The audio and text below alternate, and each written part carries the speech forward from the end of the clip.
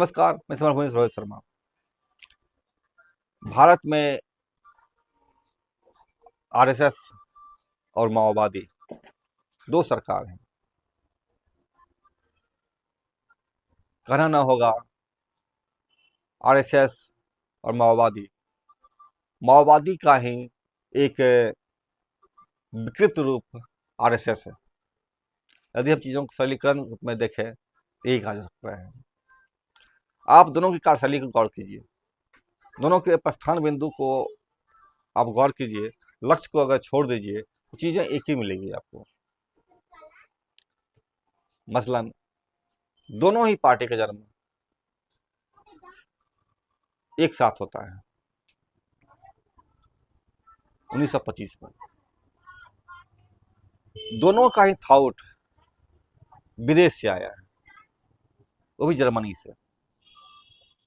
कम्युनिस्टों का आया है, माओवादियों का आया है कार्ल मार्क्स से, और आरएसएस का आया है हिटलर से। दोनों ही जर्मन थे।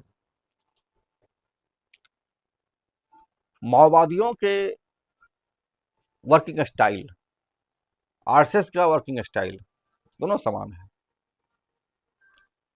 आरएसएस का भी अपना एक संगठन है जो पूरी पार्टी को, पूरी चीज कंट्रोल करता है।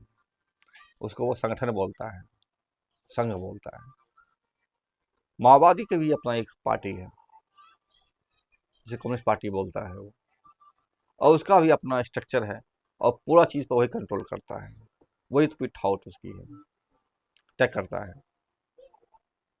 माओवादियों की तरह आरएसएस का भी हजारों तरह का एक विंग बना हुआ है।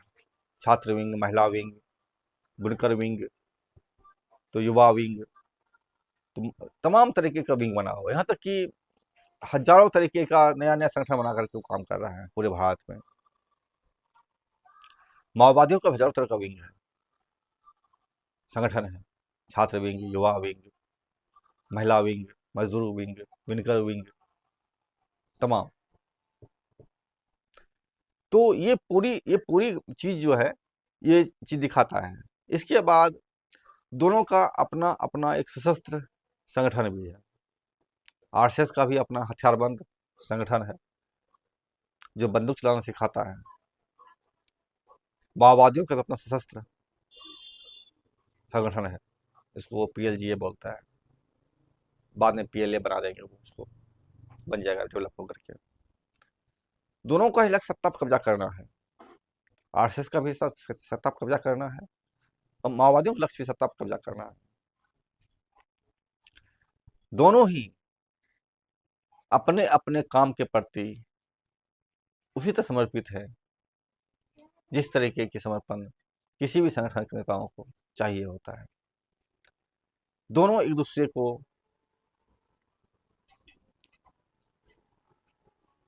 प्रतिकृति है। तो ये कहना कहीं से गलत नहीं होगा कि आरएसएस और कम्युनिस्ट दोनों एक दूसरे को प्रतिकृति है। जैसा कि फिल्मों में देखते होंगे, आप हॉलीवुड की फिल्म में दिखाया जाता है। टर्मिनेटर 2 में देखा गया है कि जब भी कोई टर्मिनेटर आता था तो ओरिजिनल को हत्या करके डुप्लीकेट काम करता था, उसका रूप ढांचा बना करके। ठीक इसी तरीके से आरएसएस भी प्रतिकृति है माओवादियों का। सारा वर्क स्टाइल, सारे स्ट्रक्चर, सारे चीज समान है, दोनों का है जब तक सत्ता में कांग्रेस रहा है। अच्छा हाँ, एक चीज और बताना चाहूंगा आपको। दोनों को दोनों पार्टियां जो हैं, आरएसएस हो या फिर माओवादी, 47 की आज़ादी को नहीं मानता है। दोनों के अपने अपने झंडे हैं, एक का केसरिया है, एक का लाल है। दोनों ही गांधी का विरोध करते हैं। दोनों ही का जो चिंतन है वो लगभग समान है।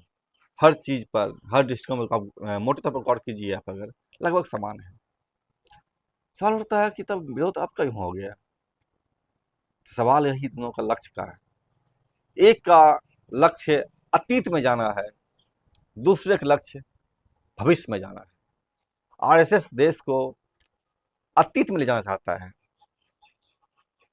1000 साल 10,000 साल पुराने स्थिति में, जहाँ पत्थर युग में, जहाँ लोग पत्थर में रहते थे, वहाँ पर लोग किसी तरीके से जीवन यापन करते थे। पत्ता पहनते थे या फिर चमड़े का खाल ओढ़ते थे या फिर अ, उसी तरीके से जीवन यापन करते थे। ये आरएसएस का मोटिव है, भारत को उस पत्थर युग में पहुंचाना। माओवादियों का जो मोटिव है, उद्देश्य है, वह है भविष्य की ओर ले जाना। जैसे कि आपने रूस में देखा, जैसा कि आपने चीन में देख रहे हैं, आप अभी हैं। उच्च क्वालिटी का जीवन, उच्च क्वालिटी का रहन सहन, उच्च क्वालिटी की शिक्षा, उच्च क्वालिटी का हेल्थ, ये तमाम चीज़ें कम्युनिस्टों का, माओवादियों का लक्ष्य है। ये दो विपरीत लक्ष्य है। सत्ता में जब तक कांग्रेस रही, दोनों को मैनेज करते रही। वो कम्युनिस्टों का भी मदद करती रही, आरएसएस का भी मदद करती रही। दोनों को मिला करके वो सत्ता में समन्वय करके चलाता रहा। लेकिन अब जब सीधे सीधे 14 ईस्वी के बाद माओवादियों की प्रतिकृति आरएसएस सत्ता में आ गया है, तो सीधी सीधी लड़ाई अब आरएसएस बनाम माओवादी हो गया। क्योंकि अब बीच में कोई भी पार्टी नहीं है जो समन्वय दोनों बीच में कर सके। आप जो पार्टियां हैं आज, आरजेडी हो या फिर जो भी छोटी मोटी पार्टियां हैं या कम्युनिस्ट पार्टी जो चुनाव लड़ रही है, इनकी बात अब कोई सुनने को तैयार नहीं है। इसका कोई भविष्य भी नहीं बचेगा। अब जो भी भविष्य बच रहा है, वो भविष्य बच रहा है या माओवादियों का या फिर आरएसएस का। अमित शाह ने भी 31 मार्च 2026 तक माओवादियों समाप्त करने का बात कहा है। कितना कर पाते हैं हम नहीं जानते, लेकिन उसके पास प्लस पॉइंट ये है आरएसएस के साथ है कि ये सत्ता पर कब्जा है इसका अभी, और बाकायदा ये भारत की सेना, भारत की पुलिस, भारत की न्यायपालिका, भारत के तंत्र, सबका इस्तेमाल माओवादियों के खिलाफ कर रहा है। माओवादी के पास भी सारा स्ट्रक्चर है, छोटा है, लेकिन लड़ रहा है। तो ये लड़ाई का ही दौर है। इस लड़ाई में कितने लोग मरेंगे ये तो बात की बात है, लेकिन एक चीज जरूर तय हो गया है कि सत्ता पर या तो अब आरएसएस रहेगा या माओवादी रहेगा। बीच के तमाम दल जो कोई हथियार नहीं उठाए हैं या जो कोई हथियार से लड़ना नहीं चाहते हैं, वो खत्म हो जाएंगे और प्रासंगिक हो जाएंगे। चाहे वो आरजेडी हो, भाजपा आरजेडी हो, या आपको कांग्रेस की स्थिति अच्छी नहीं बचेगी अब, या फिर लेफ्ट ओरिएंटेशन के लोग हों चुनाव लड़ रहे हैं, या फिर कोई पार्टी हो।